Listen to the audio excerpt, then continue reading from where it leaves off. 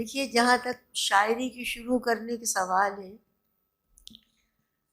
مولانا ابوالکلام آزاد نے اپنے ایک مضمون میں لکھا ہے، ان سے کسی نے کہا تھا کہ آپ اپنے بارے میں بتلائیے۔ اچھا شعر ہے، کسی کا نام نہیں لکھا مولانا نے، یہ شعر کس کا ہے؟ وہ شعر یہ تھا کہ آج اپنی ہے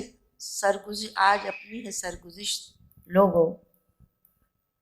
کل اس سے کہانیاں بنیں گی۔ تو جب ہم اپنی سرگزشت یا اپنے حالات سناتے ہیں تو پھر سننے والے اس کو اگر کسی کے ذہن میں یاد رہ جاتے ہیں تو اس سے پھر کہانیاں بنتی ہیں، اور وہ کہانیاں پھر نسل در نسل چلتی ہیں اور لوگ ان کو پڑھتے ہیں۔ میں نے خود ایک ایسے گھرانے میں آنکھ کھولی جس میں سب لوگوں کو ایک ادبی ذوق تھا، میرے والد کو بھی اور والدہ کو بہت زیادہ، کیونکہ میرے نانا کی وہ ایک ہی بیٹی تھی اور انہوں نے بھی اپنی ساری محبت اور جو کچھ انہیں آتا تھا انہوں نے اپنی بیٹی پہ قربان کر دیا تھا۔ تو سب سے زیادہ جو میری ہمت بڑھائی شاعری کے سلسلے میں وہ میری ماں نے بڑھائی۔ جب میں 6-7 سال کی عمر میں بھی کچھ تک بندی کر کے ان کو سناتی تھی تو وہ اس کو بڑے شوق سے سنتی تھیں، مجھے رائے مشورہ دیتی تھیں۔ دیکھیے، ایک ہندوستان سے کافی سال ہو گئے، کتاب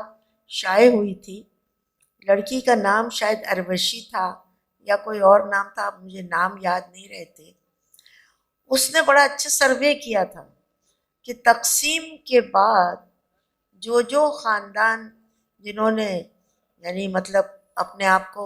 دوسرے ملک میں لے کے آئے، اپنی ایک جگہ چھوڑی، تو اس میں وہ خاندان زیادہ ترقی کرتے رہے جن کی مائیں زندہ رہیں اور باپ مر گئے، اور جن کی مائیں مر گئیں اور باپ زندہ رہے وہ خاندان اتنی ترقی نہیں کر پائے۔ تو یہ صرف ماں کا وجود ہوتا ہے کہ جو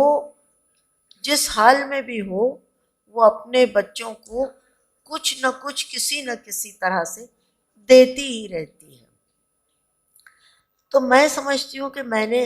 حالانکہ میرے باپ کو بھی بہت شوق تھا، مگر اور میرے باپ کا تعلق ایک ایسی جگہ سے تھا جہاں شعر و شاعری کا بڑا رواج تھا، وہ بدایوں میں ان کے باپ، میرے باپ تھے بدایوں کے۔ تو لیکن میں آج بھی اس پہ میرا یقین ہے کہ مجھے جو کچھ ملا، چاہے وہ میری آواز ہو جو کہ ایک زمانے میں بہت اچھی تھی، اور چاہے میری شاعری ہو، وہ مجھے اپنی ماں سے ہی ملی۔ ہمارے گھر میں یہ ہوتا تھا، رات میں سب مل کے بیٹھے ہیں، بہت سارے بہن بھائی ہیں، تو بیت بازی شروع ہو گئی، کبھی بحث شروع ہو گئی۔ بیت بازی سے سب سے بڑا فائدہ جو بچوں کو ہوتا ہے وہ ان کو شعر پڑھنا آ جاتا ہے، کیونکہ اگر کوئی غلط شعر پڑھتا تھا تو گھر کا ایک بزرگ اس کو القت کر دیتا تھا کہ نہیں، تم نے غلط پڑھا تو ہم یہ شعر نہیں لیں گے۔